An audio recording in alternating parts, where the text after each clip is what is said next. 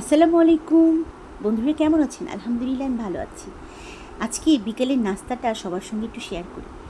আজকে বিকেলে আলুর চপ আর ডিম চপ বানাবো আর সজনে চপ বানাবো। তো এই যে পেঁয়াজ, কাঁচামরিচ, লবণ, ধনেপাতা এগুলো দিয়ে আলুটাকে খুব ভালো করে চটকে নিলাম। আর একটা ডিমকে আমি সেদ্ধ করে নিয়েছি আর 4টা টুকরো করে নিয়েছি। আলু আমার মাখা ঝাঁকা হয়ে গেছে। এখন ডিমগুলোকে দিয়ে আমি চপ বানাবো। তো ডিম চপ বানানোর পরে যে বাকি আলুর সেদ্ধটা থাকবে, আলুর ভর্তাটা থাকবে, সেটাকে দিয়ে আমি আলুর চপ বানাবো।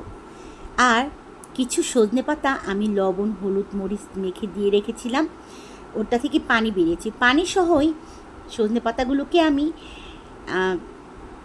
এই যে পানি সহ সবগুলোকে আমি দিলাম। আর এখানে আমি কিছু কর্নফ্লাওয়ার আর কিছু ময়দা দিব। তারপর এটাকে ভালো করে মেখে চেখে নিব। আর এখানে আমি একটু ফ্রাইড রাইস রান্না করার জন্য যে মশলাটা বানিয়ে রেখেছিলাম চাট মশলার মতো, সেটাও দিয়ে দিব। তো এই যে আমি মশলা দিয়ে মেখে নিলাম।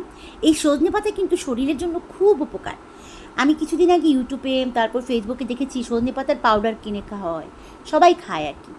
তো এই অ্যাড দেখে আমার মনে হলো যে পাউডারের থেকে একদম টাটকা গাছ থেকে পাতাটা খেলে আমার মনে হয় আরও বেশি উপকার হবে।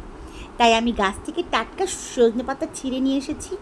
আর এটাকে দিয়ে আমি একটু চপ বানাবো, কারণ বাচ্চারা শাক খেতে পছন্দ করে না, সাজনা শাকটা। আর আমিও খুব ভালো করে রান্না করতে পারি না, তাই আমি এটাকে চপ বানালাম যেন সবাই খায়। আপনারা অবশ্যই বাসায় ট্রাই করবেন। বৃষ্টির দিনে সজনে পাতার চপ, আলুর চপ, বেগুনি, পেঁয়াজ এগুলো কিন্তু খুব পছন্দ, সবাই খেতে ভালোবাসে। আর এখন যেহেতু ঝুম বৃষ্টি হচ্ছে, তাই আপনারা বাসায় একটু হলেও ট্রাই করে দেখবেন। সজনে শাকটা বিশেষ করে শরীরের জন্য খুব উপকার।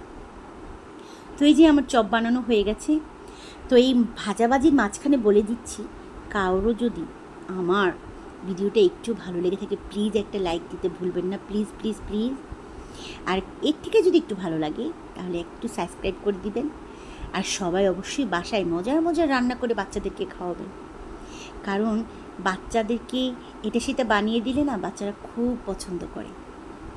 তো সবার বাচ্চার জন্য আমার দোয়া রইল, ভালোবাসা রইল, অনেক ভালোবাসা রইল। আপনারা সবাই ভালো থাকবেন, সুস্থ থাকবেন, আমার জন্য দোয়া করবেন।